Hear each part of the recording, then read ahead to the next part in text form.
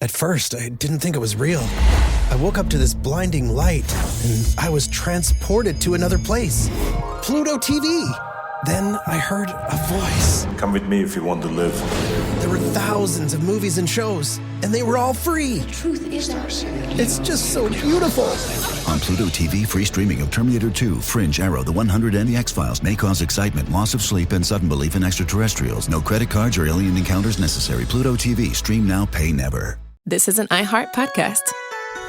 Guaranteed human. It's an Olympics you'll never forget. Prime time in Milan. The moments. Chloe Kim with the gold medal flex. The stars. Ilya Malinin. Out of this world. The spectacle from beautiful northern Italy with very special guests every night of the Olympics. Experience the world's biggest show. Prime time in Milan. Tonight, 8/7 Central on NBC and Peacock. The big game commercials are basically must-see TV. This year, Elf Cosmetics went all out with an absurdly funny telenovela called Melissa. It stars Melissa McCarthy, Nicholas Gonzalez, Itati Cantoral, and Elf Glow Reviver Lip Oil. The Elf Glow Reviver Lip Oil is an ultra-glossy tinted lip oil that nourishes, hydrates, and enhances your lips' natural color. Watch the full episode of their new Elf novela on soyunbaño.com. Ever wonder why so many people regain weight after stopping a GLP-1? Up to 40% of the weight lost can come from lean muscle. This weakens the body, slows metabolism, and makes it easier to put the pounds back on, creating a cycle of dependency. Prolon's 5-day fasting-mimicking diet offers a drug-free way to maintain results and support long-term metabolic health. In just 5 days, it activates fasting pathways to burn fat, protect muscle, and rejuvenate cells, all while letting you enjoy real food. Get 15% off plus a $40 bonus gift when you subscribe at prolonlife.com/iHeart. That's prolonlife.com/iHeart. Over the last couple years, didn't we learn that the folding chair was invented by Black people because of what happened in Alabama? The Montgomery Brawl. This Black History Month, the podcast Selective Ignorance with Mandy B unpacks Black history and culture with comedy, clarity, and conversations that shake the status quo. The Crown Act in New York was signed in July of 2019, and that is a bill that was passed to prohibit discrimination based on hairstyles associated with race. To hear this and more, listen to Selective Ignorance with Mandy B from the Black Effect Podcast Network on the iHeartRadio app, Apple Podcasts, or wherever you get your podcasts. 1969. Malcolm and Martin are gone. America is in crisis. And at Morehouse College, the students make their move. These students, including a young Samuel L. Jackson, locked up the members of the Board of Trustees, including Martin Luther King Sr.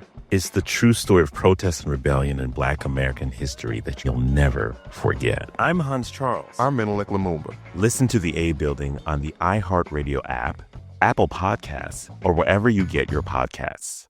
The Middle is supported by Journalism Funding Partners, a nonprofit organization striving to increase the sustainability of local journalism by building connections between donors and news organizations. More information on how you can support The Middle at listentothemiddle.com.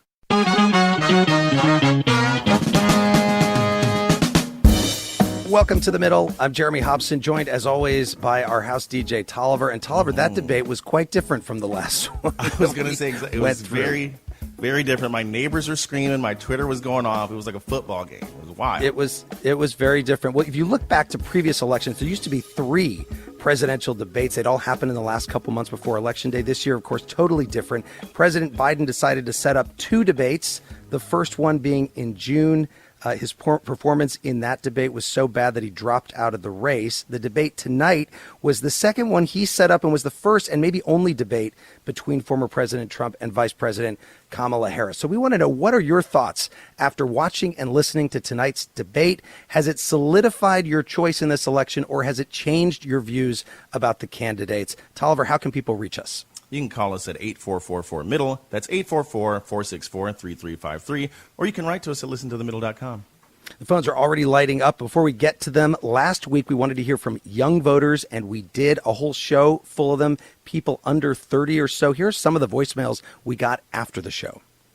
My name is Susan. I am 18 years old, and I currently live in Columbia, South Carolina. My name is Walker. I'm 25. I live in Nashville, Tennessee. My name is Zelda, and I'm calling from the Denver metro area, and I'm 25.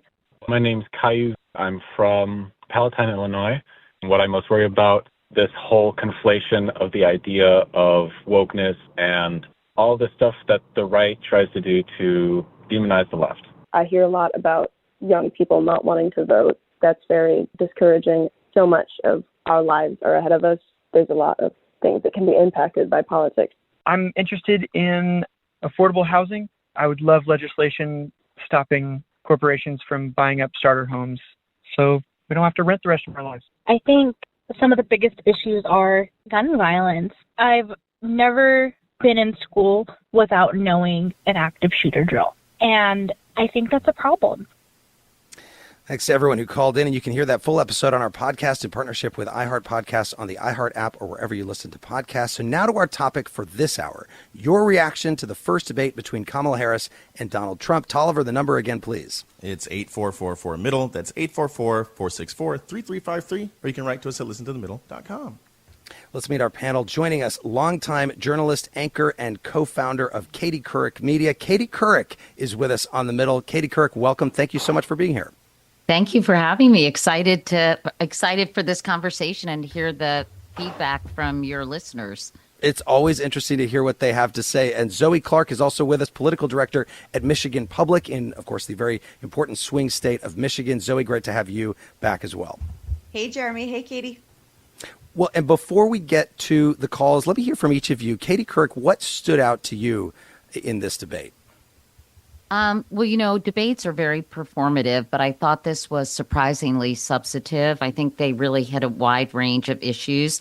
I do think the moderators did a terrific job with their whole personas. I think they were calm and forceful. I think they did correct the record on a couple of occasions, which I really appreciated. I've been extremely frustrated with some of the comments that former President Trump has made about abortions and abortions after birth, these crazy claims that he's made, and Lindsay Davis appropriately corrected that. The other thing about Springfield, Ohio, and Haitian migrants eating animals and pets has been making the rounds on social media the last day or two, retweeted by J.D. Vance without any proof or evidence of that. And, just a classic case of how disinformation is, ricochets around the internet. So I thought that Kamala Harris clearly did a better job at this debate. I think her demeanor was excellent. I thought she was cool, calm, and collected, and he had his knickers in a twist, as my mom might say.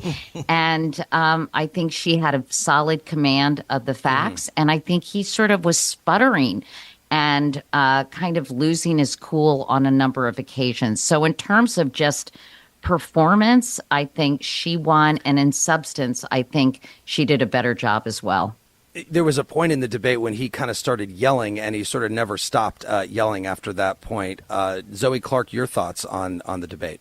Yeah, there was one point where it definitely veered into that like uncle at the Thanksgiving table vibes. I mean, I think Katie said it beautifully, unsurprisingly, right? And we were all sort of holding our breaths for this debate, particularly after sort of the nationwide that we witnessed earlier this summer. I think a lot of folks were really curious about what we were going to see tonight. I think Kamala Harris and Donald Trump were very curious about what they were going to see tonight. Let's remember, this is the first time the two of them have met, and being within 6 feet of each other. They had never ever met before. I thought it was a baller move, by the way, for her to walk over and shake his hand.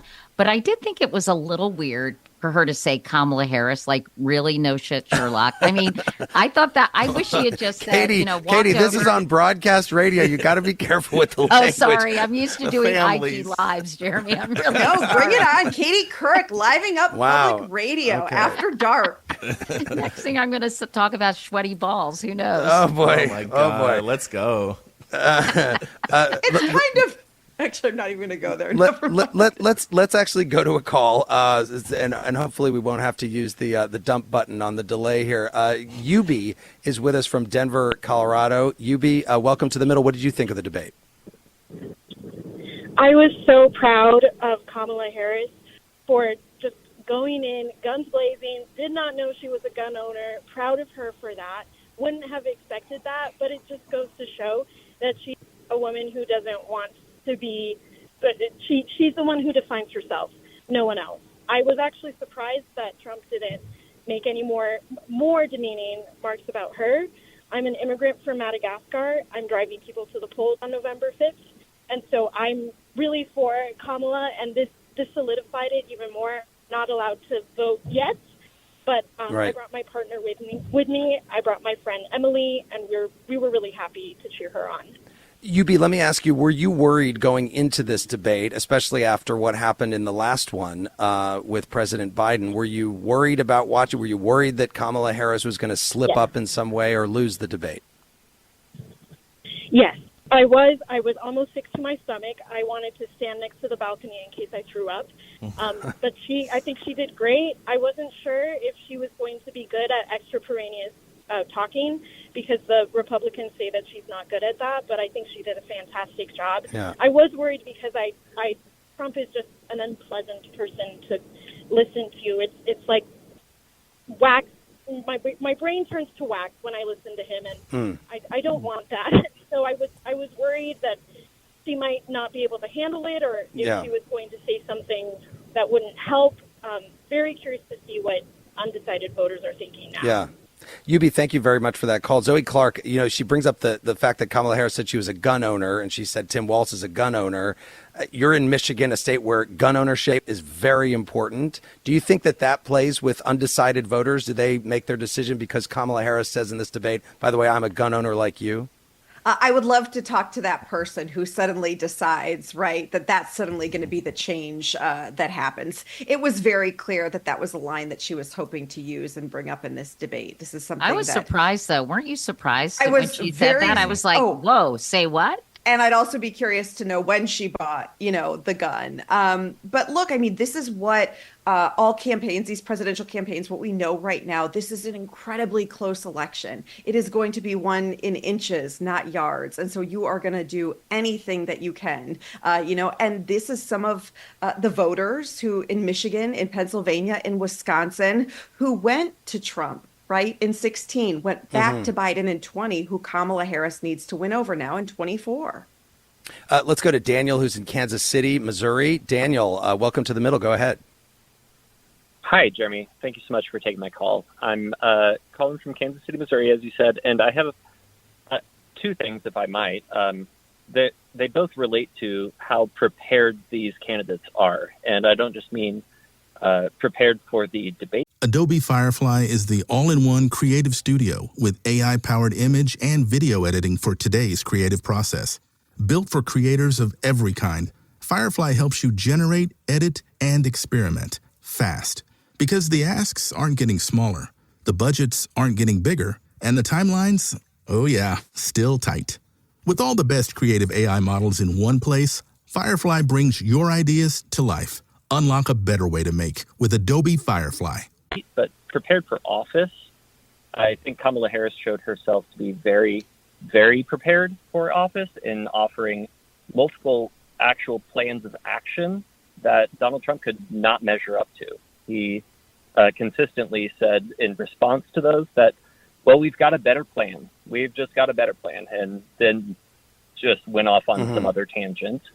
And I think that's very important that, we can't elect someone who just says, well, I'm in talks about other plans, when the only plan that we actually have for him is the Project 2025 plan. That's all I think. Which he claimed on the debate that he knew nothing about. Daniel, let me just take that to Katie Couric.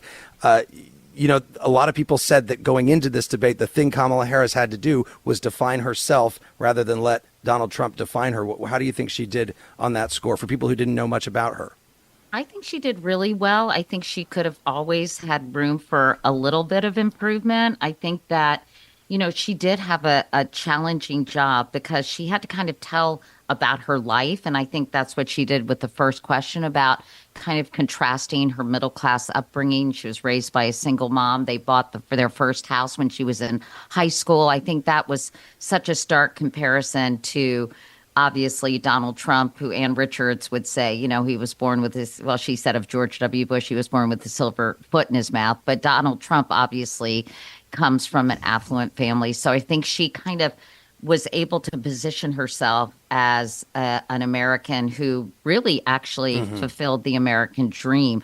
And I think with policy, opportunity economy was strong. She did give some specifics. I still think people will be looking for more, and I hope she does more interviews after this. Well, Tolliver, as you know, Donald Trump has now run for president in the last 3 election cycles, and each time he's had to debate a different candidate. That's right. Here's an exchange between him and former Secretary of State Hillary Clinton in one of the debates in 2016. Last time at the first debate, we had millions of people fact-checking, so I expect we'll have millions more fact-checking because, it's just awfully good that someone with the temperament of Donald Trump is not in charge of the law in our country. Yeah, because you'd be in jail. Secretary Clinton. Nothing like that tonight. It's worth noting, Tolliver, that Trump did not follow up on that threat and actually jail Hillary Clinton when he was president. But we will be back with more of your calls on The Middle. It's an Olympics you'll never forget. Prime time in Milan. The moments. Chloe Kim with the gold medal flex. The stars. Ilya Malinin. Out of this world. The spectacle from beautiful northern Italy with very special guests every night of the Olympics. Experience the world's biggest show. Prime time in Milan, tonight 8/7 Central on NBC and Peacock. Welcome to the A Building. I'm Hans Charles. I'm Menelik Lumumba. It's 1969. Malcolm X and Martin Luther King Jr. had both been assassinated, and Black America was at a breaking point. Rioting and protests broke out on an unprecedented scale. In Atlanta, Georgia, at Martin's alma mater, Morehouse College, the students had their own protest. It featured 2 prominent figures in Black history, Martin Luther King Sr. and a young student, Samuel L. Jackson.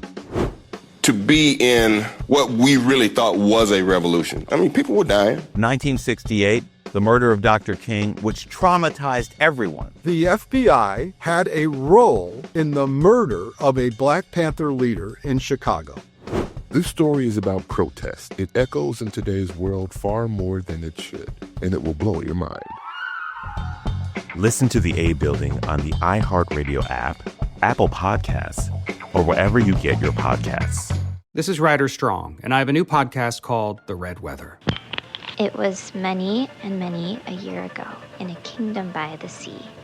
In 1995, my neighbor, Anna Trainer, disappeared from a commune. It was hard to wrap your head around. It was nature and trees and praying and drugs.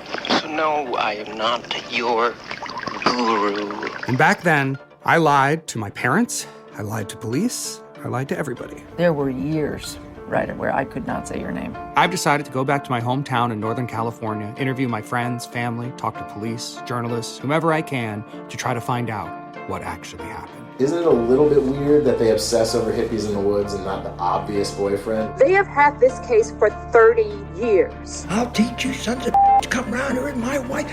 Boom, boom. This is The Red Weather. Listen to The Red Weather on the iHeartRadio app, Apple Podcasts, or wherever you get your podcasts.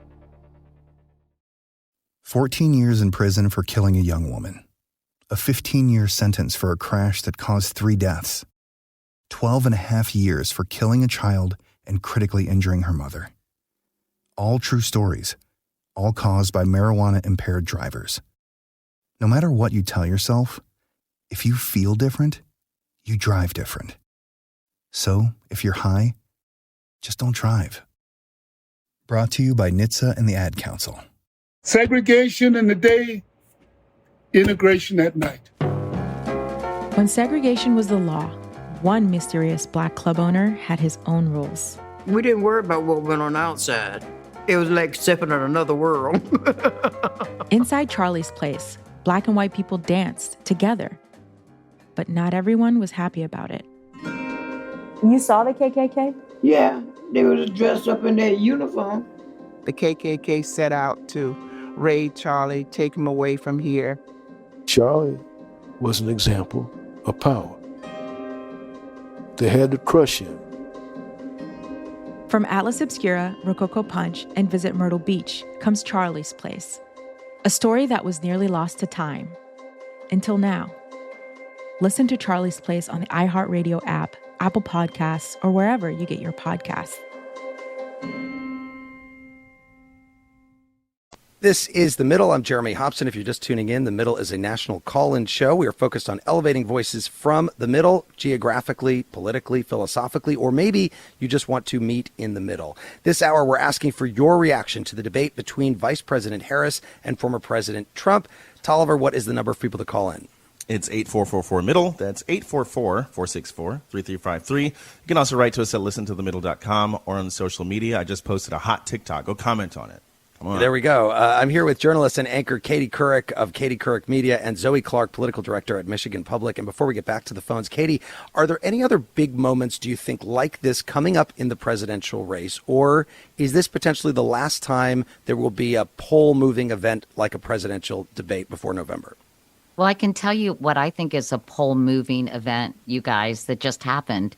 Taylor Swift endorsed Kamala Harris and Tim Walz. Oh, wow. Where there was a lot of questions about whether she would. She put a lengthy post on Instagram, which I saw just before I joined you. And that has the potential to move many, many young people into the Kamala, Harris, Tim Walz camp. Interesting. I hadn't seen that because I was just getting ready for this, but I know. I'm glad you're on top I bring of you it. all the breaking news here, Jeremy. I'm still on the clock. Exactly. Zoe, it does seem, other than Taylor Swift's views, that voters are caring right now, according to the polls, about the economy, democracy, immigration, reproductive rights. All those issues came up in the debate. What are you hearing from people in the crucial swing state of Michigan about what's most important right now? Yeah, I mean, it's to your point. It's the economy, it's inflation. Abortion has been very top of mind for Michiganders. That is because our Democratic governor, Gretchen Whitmer, has really been sort of a champion nationally of the issue. And it was a constitutional ballot initiative just 2 years ago. So very much on the top of the minds of voters. I think Democrats really want to talk about abortion here in the state and want to make the race be about that. Donald Trump, as we saw tonight, or what he was meant to do really, is try to make it about the economy, try to make it about immigration and crime and sort of tying the two together. But it seemed that time and time during the debate, he wasn't quite able to do that, right? Like that's what we all heard. No, he's going to bring it back to the economy.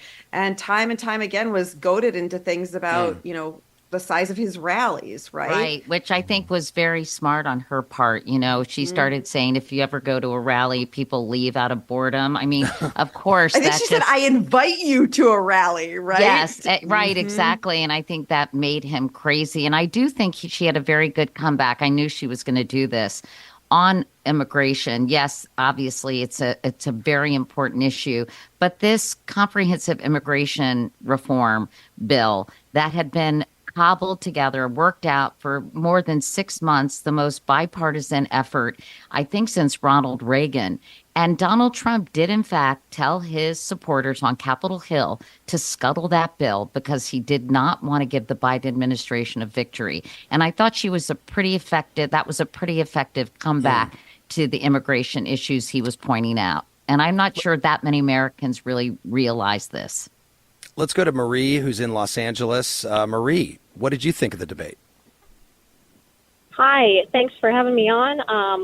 My comment is mostly I thought Harris's approach to the situation in Israel and was unnecessary. The way that she worded that, basically, she's had pretty staunch support of Israel, and I do know some people. At LA, of course, I have some people who are a bit more on the farther left side, and that has been a hot button topic or issue for them, is acknowledging that, of course, with that situation that, having such staunch support is not exactly the best thing if these methods are, kind of egregious. But you were satisfied with Harris's response on that issue, you're saying?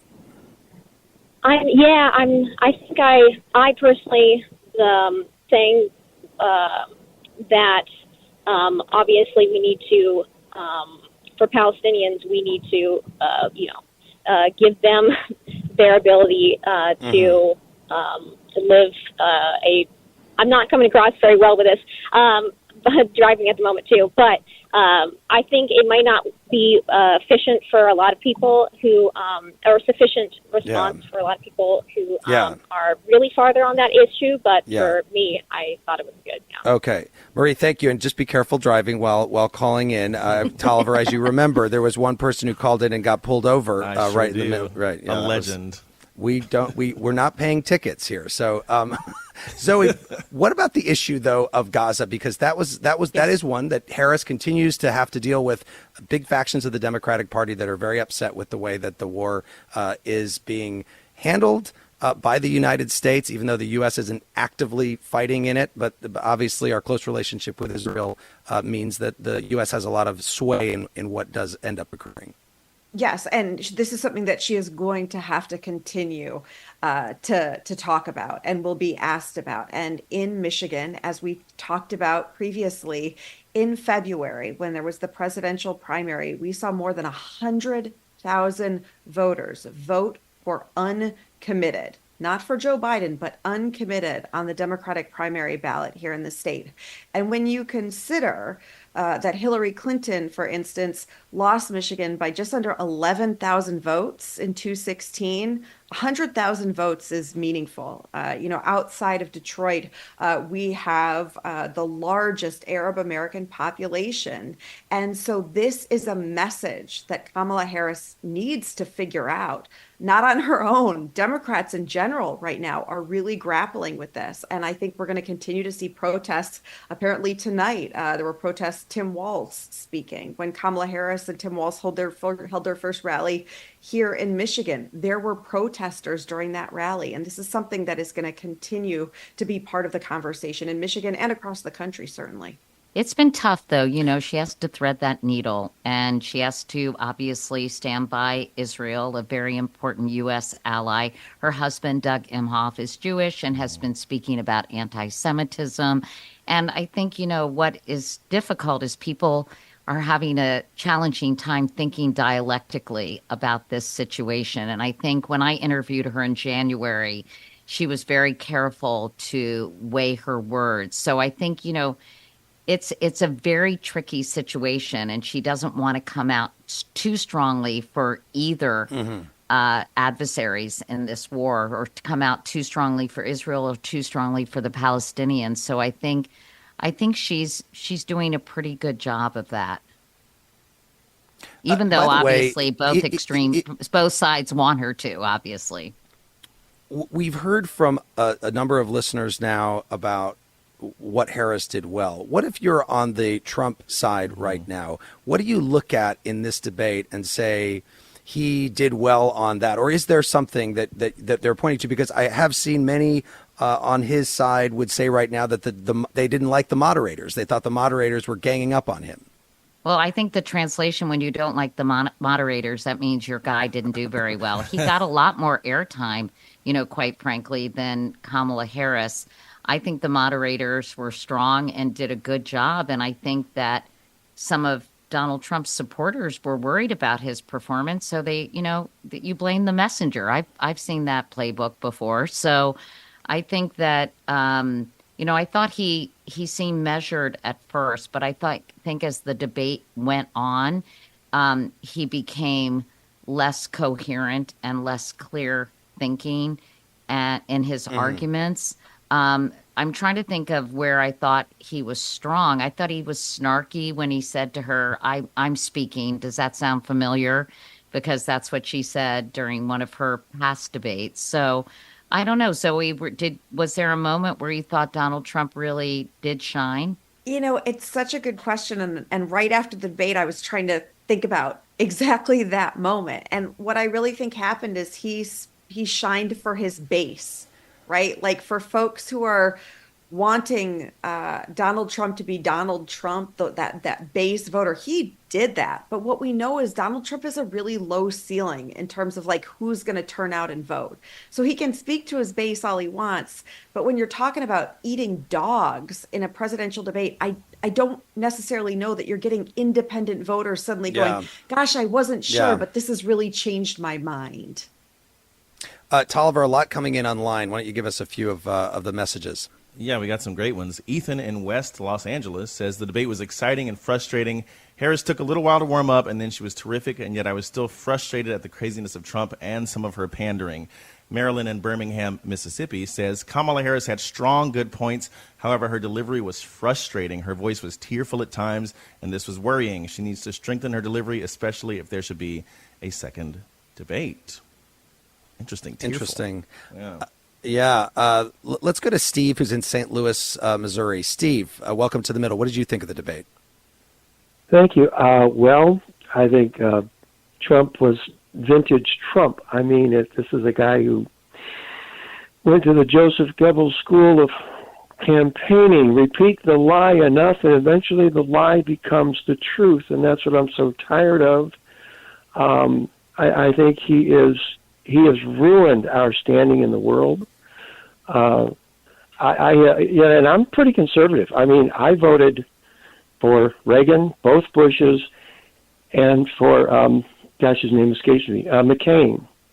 But I'm voting for Kamala Harris, so I'm glad I got on. Glad I got to mention it. My politics are conservative, so for the Republicans out there listening who are ambivalent, Trump has no business being president. We need someone who's going to take us in a different direction. Do your conservative friends there in St. Louis, do they agree with you, or are they sticking with Trump? Some of them quietly will agree. They don't like to speak too loudly about it. For some reason, that's just kind of, but you have to remember, this is St. Louis. I mean, we kind of lived, for the last decade, we've lived in tension about a lot of things. So people kind of tread lightly. But I think a lot of conservative folks, a lot of Republicans, people I've known for years, will be voting for Kamala Harris, because I just can't stand that, the attitude with him of just listen to what I'm saying, just believe what I'm telling you, do what I say, and he just I do not. Bottom line is this: I do not trust him. I trust her. She's been a prosecutor. She's an attorney. She's well educated. And she has come up through. She's come up through. Yeah. She's worked hard and come up through the ranks. But when you hear someone talk about Haitians eating dogs and doctors allowing babies to die, I mean, the guy. I was waiting for him to say that Kamala Harris's husband has horns and a tail. Okay, I mean, Steve, I think we've got it there. Thank you very much for that, Katie Couric. Do you think that Kamala Harris was trying to speak to independents, conservatives tonight, or just everybody? I mean, did it seem like she was going after a particular group? I think she was just trying to define her policy a little bit more, and I think she was obviously going for women. There's a huge gender gap already of, I think, 13 points or something, and I think obviously suburban women who care deeply about reproductive rights. I think she was addressing them, particularly when she told those personal stories about women dealing with not having the access to health care in various states and having to fly other places. And she has been working very hard, I think, ever since Roe was overturned, as the point person on reproductive rights for the Biden administration. So I think she was really reinforcing those bona fides, as they say. And but I think she was trying to, obviously, she wants to reach out to independents and undecided voters as well. And I think she wanted to seem like she was the adult in the room. Let's go to Scott, who is in West Haven, Connecticut. Scott, welcome to the middle. Go ahead. Scott, are you there? Maybe not. Okay. The silence is so how about Hopefully you didn't get pulled over driving. No, I hope not. It's the middle curse. It's late in West Haven, Connecticut. Let's try Jessica in Northridge, California. Jessica, what did you think of the debate? Hi. Well, it was, what really struck me was the different ways in which the two candidates characterized our country. And if you recall, during his presidency, Trump characterized some countries that immigrants came from as S-hole countries. Remember that? That was a big thing. And now he's presenting our country in exactly the same way. According to him, everyone's laughing at us and we're going to hell and blah, blah, blah, blah, blah, right? And, I mean, who wants to hear that about our country? I mean, it's such a negative message. It's gloom, it's doom, it's fearful. Whereas Harris, on the other hand, much more upbeat and optimistic about our future under her leadership. And that just sets up this. I mean, I think that's what a true leader does. The true leader says, you know, follow me to a brighter future.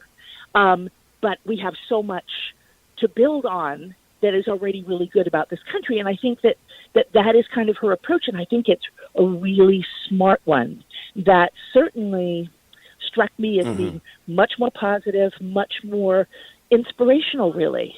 Right? Jessica. Inspirational. And I think that was really powerful.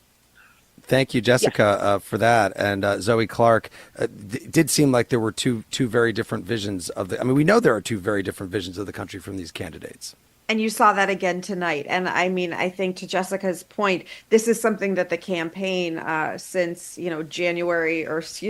July 21st, there are no days during election 2024, has been trying to do, right? Which this is a campaign about optimism and looking forward. I mean, even just the we're not going back is a very stark message. Which she did use in the debate, which has been like a campaign slogan for her, and she actually did get it in there tonight. A few times. Yeah, exactly. I think this is an extension of what you saw at the convention. You heard the word joy repeatedly at the convention, and I think whoever orchestrated that and tried to give it this quote unquote vibe is extending it, obviously, throughout the campaign. And I think you contrast that with Trump's very dystopian view. I don't know if you remember his inaugural address in 2016. It was very dark and American menacing carnage. And very, very negative. And I think that is an extreme contrast with the way the Democrats are trying to portray their vision for the future.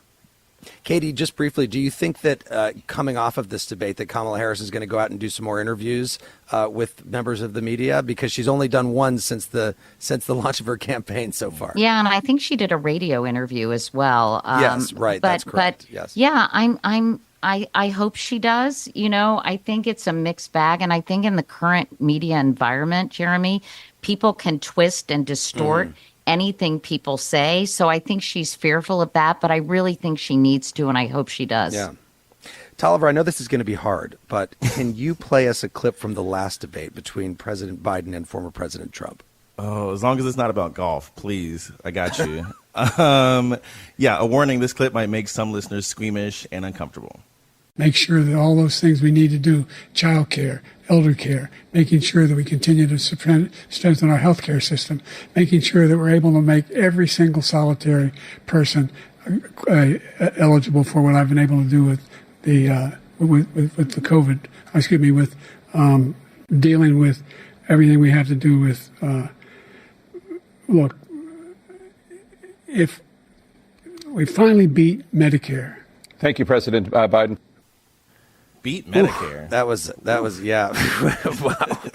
By the way, Tolliver, I think it's worth reminding our listeners that if they want to support us, there are two ways they can do that. Number one is you can make a tax-deductible contribution to the Middle. You can go to listentothemiddle.com and do that in any amount. There's somebody who gives $10 every month. We love that. It's very helpful. And the second thing you could do is you can rate this podcast with 5 stars wherever you listen to your podcast. That's helpful as well. We'll be right back with more of The Middle. It's an Olympics you'll never forget. Prime time in Milan. The moments. Chloe Kim with the gold medal flex. The stars. Ilya Malinin. Out of this world. The spectacle from beautiful northern Italy with very special guests every night of the Olympics. Experience the world's biggest show. Prime time in Milan, tonight 8/7 Central on NBC and Peacock. Welcome to the A Building. I'm Hans Charles. I'm Menelik Lumumba. It's 1969. Malcolm X and Martin Luther King Jr. had both been assassinated, and Black America was at a breaking point. Rioting and protests broke out on an unprecedented scale. In Atlanta, Georgia, at Martin's alma mater, Morehouse College, the students had their own protest. It featured two prominent figures in Black history, Martin Luther King Sr. and a young student, Samuel L. Jackson. To be in what we really thought was a revolution. I mean, people were dying. 1968, the murder of Dr. King, which traumatized everyone. The FBI had a role in the murder of a Black Panther leader in Chicago. This story is about protest. It echoes in today's world far more than it should, and it will blow your mind. Listen to The A Building on the iHeartRadio app, Apple Podcasts, or wherever you get your podcasts. This is Ryder Strong, and I have a new podcast called The Red Weather. It was many and many a year ago in a kingdom by the sea. In 1995, my neighbor, Anna Trainer, disappeared from a commune. It was hard to wrap your head around. It was nature and trees and praying and drugs. So no, I am not your guru. And back then, I lied to my parents, I lied to police, I lied to everybody. There were years, Ryder, where I could not say your name. I've decided to go back to my hometown in Northern California, interview my friends, family, talk to police, journalists, whomever I can, to try to find out what actually happened. Isn't it a little bit weird that they obsess over hippies in the woods and not the obvious boyfriend? They have had this case for 30 years. I'll teach you sons of to come around here and my wife. Boom, boom. This is The Red Weather. Listen to The Red Weather on the iHeartRadio app, Apple Podcasts, or wherever you get your podcasts. I actually drop better when I'm high. It heightens my senses, calms me down. If anything, I'm more careful. Honestly, it just helps me focus. That's probably what the driver who killed a 4-year-old told himself. And now he's in prison. You see, no matter what you tell yourself, if you feel different, you drive different. So if you're high, just don't drive. Brought to you by NHTSA and the Ad Council. Segregation in the day, integration at night. When segregation was the law, one mysterious Black club owner had his own rules. We didn't worry about what went on outside. It was like stepping in another world. Inside Charlie's Place, Black and white people danced together. But not everyone was happy about it. You saw the KKK? Yeah, they were dressed up in their uniform. The KKK set out to raid Charlie, take him away from here. Charlie was an example of power. They had to crush him. From Atlas Obscura, Rococo Punch, and Visit Myrtle Beach comes Charlie's Place, a story that was nearly lost to time. Until now. Listen to Charlie's Place on the iHeartRadio app, Apple Podcasts, or wherever you get your podcasts.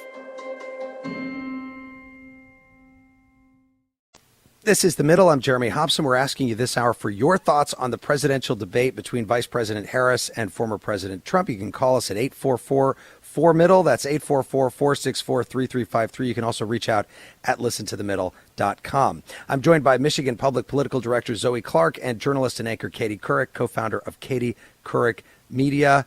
And let's get right back to the phones. And Patrick is in Chicago. Hi, Patrick. Go ahead. Yeah, hello. I just wanted to make the observation. I don't think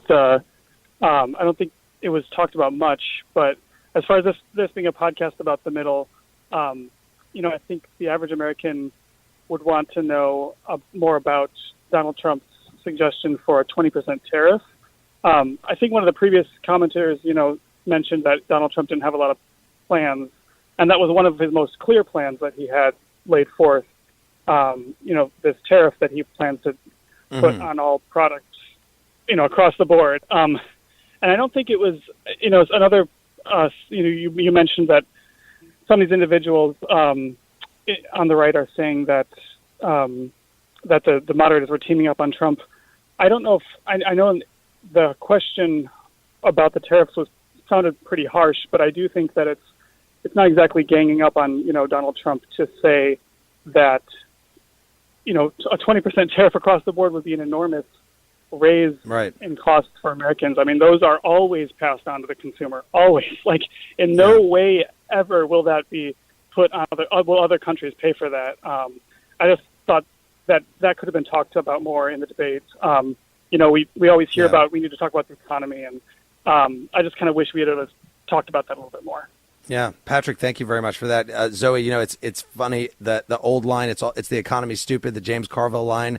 Sure. It is usually, that is always the issue that is the most important one to voters. And obviously for Patrick, the tariffs idea and the Trump tariffs, a lot of them, as he said, Biden has kept a lot of the tariffs in place from his administration. But now he wants to go even further and really double down. Yeah. And to each of these things, this is what happens when you have 90 minutes, right? And you want to talk about the Afghanistan withdrawal. You want to talk about climate change. There was so many topics to get to, but any one of these issues could have been 90 minutes unto themselves, which is why Katie, I think, was talking earlier about the importance of interviews to be able to talk to candidates. So it's not just these 90 minutes where, you're going through 15 different subjects. But to the point, particularly about 20% tariffs, exactly. It feels a little like just, saying, well, Mexico's going to pay for the wall, right? That you just throw these things out and there's not necessarily time to really dig in. But there was a recent. Yeah. I was just going to say, Zoe, there was a recent headline, I think, that said in the New York Times for Trump, our tariffs are the solution to almost any problem. So I think you're going to hear, if people were having a drinking game and tariffs was one of the words, they would be really, I'm not going to say a dirty word because you can't do that on public radio. No, but you can. They would be after they the would mics be they would be intoxicated right now. No, and it was about childcare, right? It was about childcare and it going to tariffs. And this is exactly to your point.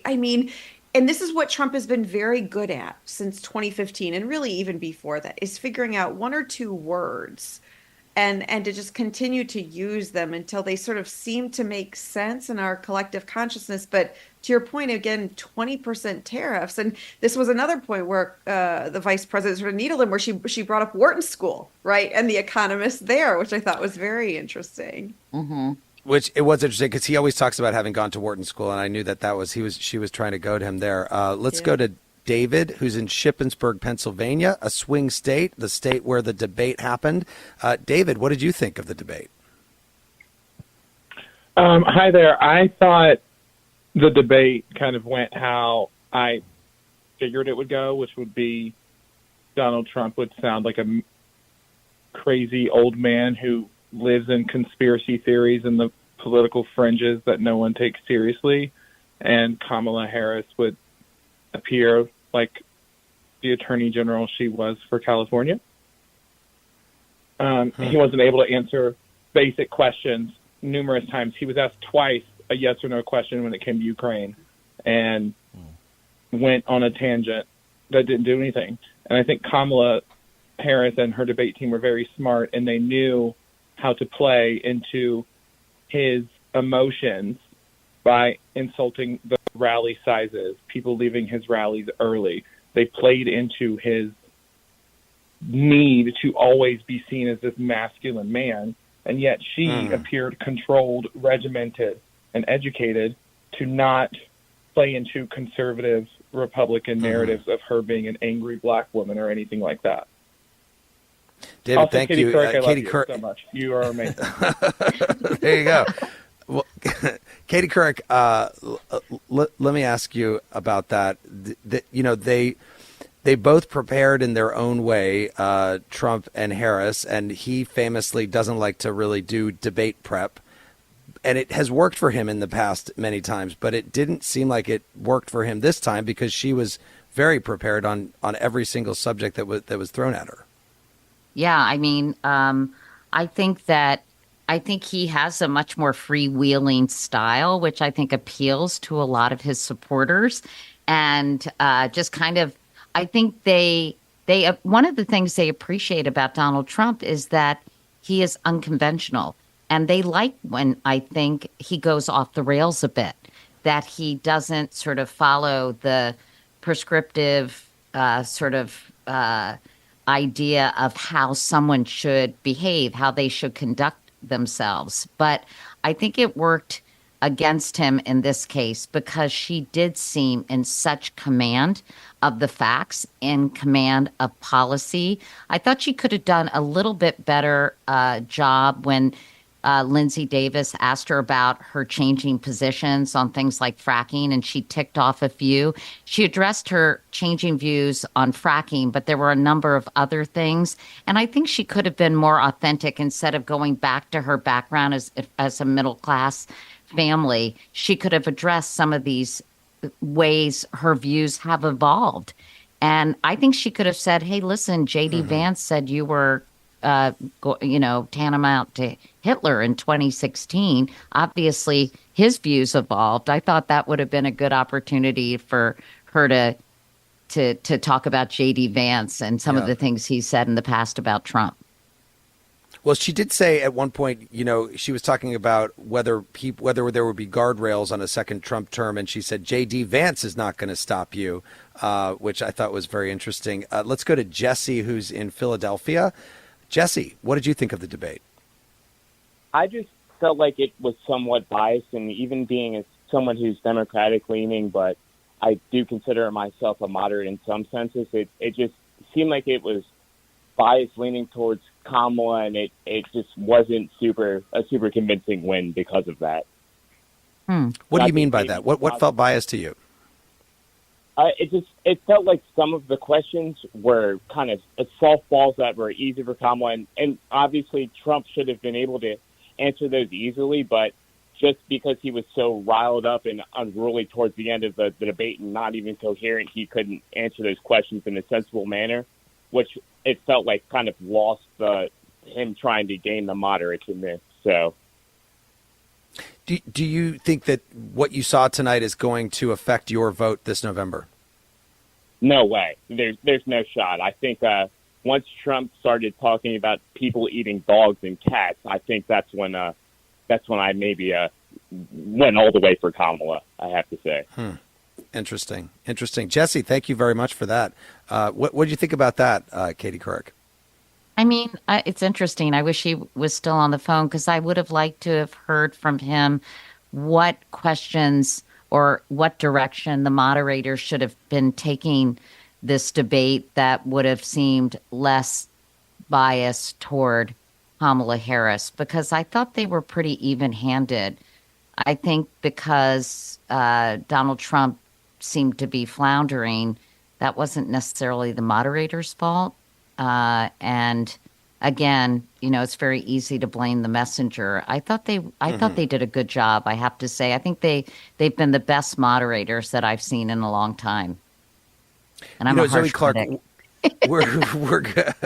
we're going to get TV ratings information in the coming days about how many people watch this on TV. But of course, so many people are going to consume it just in little clips on social media. What do you think is going to be the clip that stands out from this debate that'll just be going everywhere in the next 24 hours?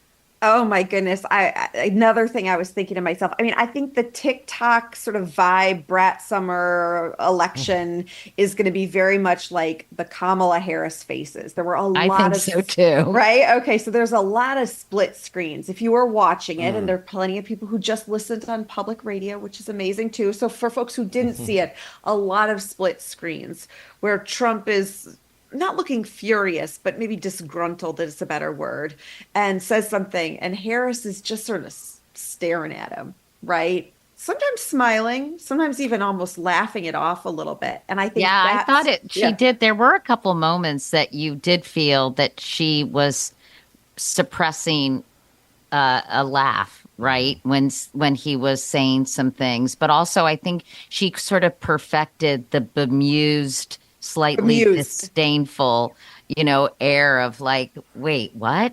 Yeah. And then I think, a line that's already kind of going viral too is what you got fired by, 81 million voters. And it's obvious that you're still processing that.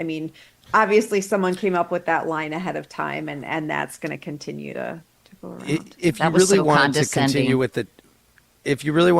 with the TikTok theme, you would have said that she looked demure, because that's the one that's what everybody's that's saying over, now. Jeremy. Tolliver Come knows what on. I'm talking about. That's Okay, done. let's go to Doug. Let's go to Doug in Newport Richey, Florida. Doug, what did you think of the debate? Oh boy, it was unbelievable. I was so nervous going into it after seeing the very first debate. I didn't know how she would hold up under the scrutiny that our our current president went through. And I thought that some very strong points were made by her, and not much in the way of anything new, hearing from the former president. What stood out to you? What do you think what's the moment you're going to remember or tell people about tomorrow from this debate? Well, would you just look at the two candidates side by side? There's such a contrast between this bright, vibrant, engaged, looking over at her opponent and youthful, and then him hunched over his thing, never really ever looking up, and just mumbling and going on and ranting. That's what things out in my mind, the impression of the two different candidates. It's such an extreme. Yeah. Just as we were just talking about, Doug, thank you for that. And guess what? I have Scott back from West Haven, Connecticut, this time for real. Scott, go ahead. Hey, tell us what you thought of the debate. Can you hear Scott. me now? Yeah. Hi, Katie. We hear you. Hey, listen, I don't care what Taylor Swift says. Okay, she's to stick to music. But besides that, I'm a fan of hers. Anyways, I thought it was a non-event, the debate. I thought if anybody won, it was probably Kamala Harris, okay? But with smirky and calculated cheap shots and below-the-belt type of things, like a snake in the grass.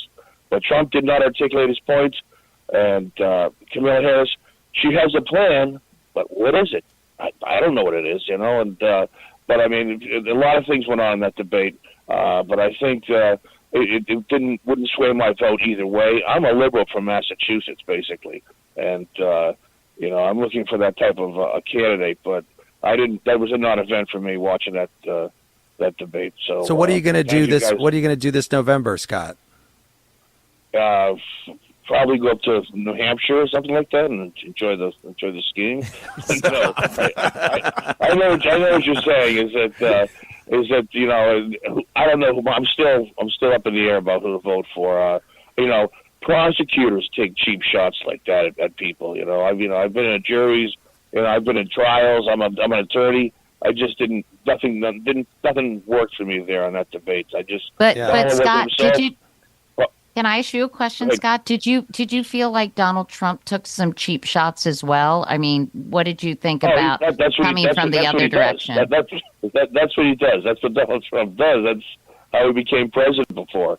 But you know, I just didn't think he was as prepared. But Kamala Harris, she was 60 days in media isolation to prepare for this debate. You know, and so you know. I think she's been campaigning pretty. I don't think she's been in isolation. I agree. She hasn't done many interviews, but she's been out on the campaign trail, going to a lot of rural areas. And without a doubt, and they've been, you know, presidents these days. A president should be 6 years a term. You know, they're in for 2 years, and they campaign for 2 years. Nothing gets done. But do you want it? Would you like to, Scott? Sorry to ask you one more question. I can't help it. But would you like to see? It's Kamala, by the way. Everyone says Kamala, and it's like Kamala. But anyway, would you like to see her do? Would you like to see her do more interviews and learn more about her policy positions? Would that be helpful to you in terms of deciding? It would be. I'd love another debate. Listen, I was going to vote for Michelle Obama. Okay, trust me, but I would love to get her articulate her positions more. You know, I know what they know. The whole thing with China and everything going on. I mean, the corporate taxes. In China, 25%. Here in America, it's 35%. It's crazy, but Scott, thank you. Listen, I'm so glad I'm glad that we got you on the show. I really do appreciate your call. I appreciate it. And Tolliver, just before we wrap this out, by the way, people can leave messages if they didn't get through. But this is so fun. I hope we can talk some more, Jeremy. Katie, I had a question that I was saving for you for the very end, because I did notice that it is Tuesday, September 10th. And it was 23 years ago, tomorrow, that you were one of the people who broke the news to the country that the World Trade Center had been attacked as 9/11 started. And I just wondered, as you watched this debate this evening, do you see any connection between that very monumental moment in our country's history and where we are right now in our politics?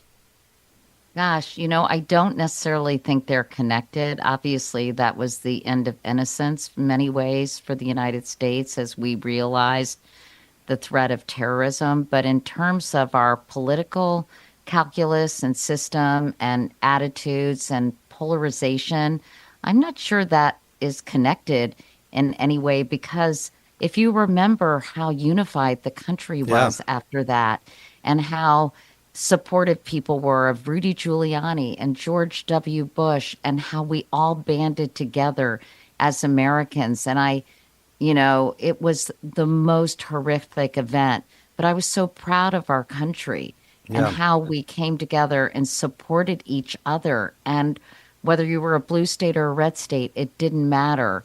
And, I'm going to be thinking of all those families I got to know tomorrow. And it's been a beautiful week in New York City, cerulean blue skies, cool temperatures, just like it was on that terrible day in 2001. Well, that is where we have to leave it this hour. I want to thank my guests, Katie Couric, co-founder of Katie Couric Media, and Michigan Public Political Director Zoe Clark. Thank you both so much for being on. It was really fun. Thanks for having us. Thanks, Jeremy. And we'll be back later this week asking you whether or not media and social media companies like X and Meta have too much power in this election. Tolliver, how can people reach us? You can call us at 8444-MIDDLE, or you can write to us on social media and give them even more power. The Middle is brought to you by Long Nook Media, distributed by Illinois Public Media in Urbana, Illinois, and produced by Harrison Patino, Danny Alexander, Sam Burmistaz, and John Barth. Our intern is Annika Deschler. Our technical director is Jason Croft. Our theme music was composed by Andrew Haig. Thanks to the more than 410 public radio stations making it possible for people across the country to listen to The Middle. If you didn't get through, leave us a message. I'm Jeremy Hobson, and I will talk to you later this week.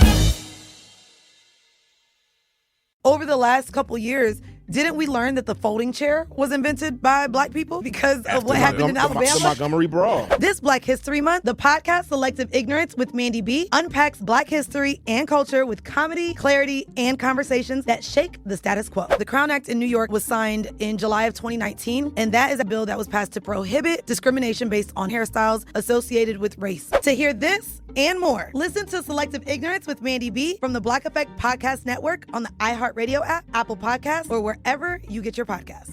1969. Malcolm and Martin are gone. America is in crisis. And at Morehouse College, the students make their move. These students, including a young Samuel L. Jackson, locked up the members of the Board of Trustees, including Martin Luther King Sr. It's the true story of protest and rebellion in Black American history that you'll never forget. I'm Hans Charles. I'm Menelik Lumumba. Listen to The A Building on the iHeartRadio app, Apple Podcasts, or wherever you get your podcasts. I actually drop better when I'm high.